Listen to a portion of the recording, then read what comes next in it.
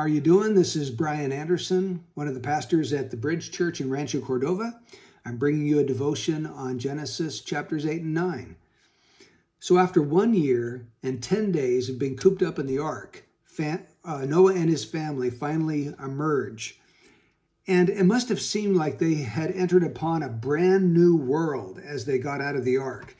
The trees and the vegetation would most likely have been destroyed by the flood.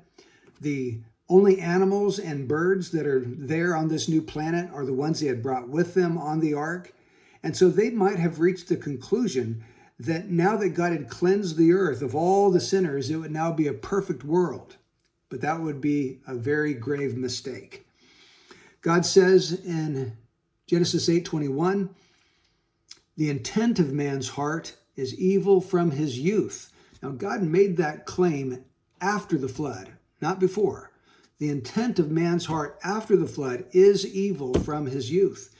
And we know that to be true because in chapter 9, Noah gets drunk. He uncovers himself in his tent. And then one of his sons, Ham, comes and discovers his dad drunk and uncovered in the tent. And he comes and tells his two other brothers. It appears that he's mocking his father, making fun of him. So it's very obvious that sin did survive the flood. Where did it come from?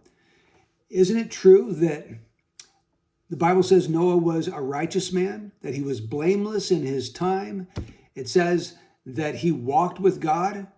And if all that is true, then where did this sin come from?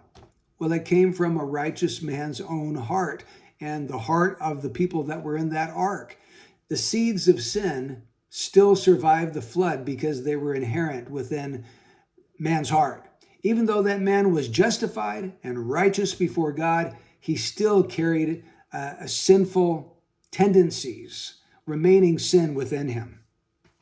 Now, what significance does all that have for us today? Well, just this. Even though God has imputed to us the very righteousness of Jesus Christ through faith, that's what we mean by justification. All that's gloriously true.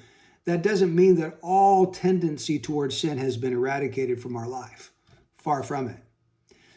Christians struggle with sin just like anybody else. We all have issues and problems. And 1 John 1:8 tells us if we say that we have no sin, we're deceiving ourselves and the truth is not in us.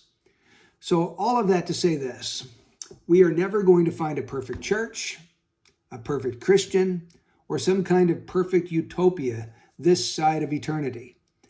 In order to enjoy a perfect world, we're going to have to wait patiently for the second coming of Jesus Christ. He'll introduce it. The Bible says he's going to create new heavens and a new earth in which righteousness dwells. And so I hope that that wonderful truth increases the longing of your heart to experience his eternal glory and enables you to fight and to crucify the sin within your own life. God bless you.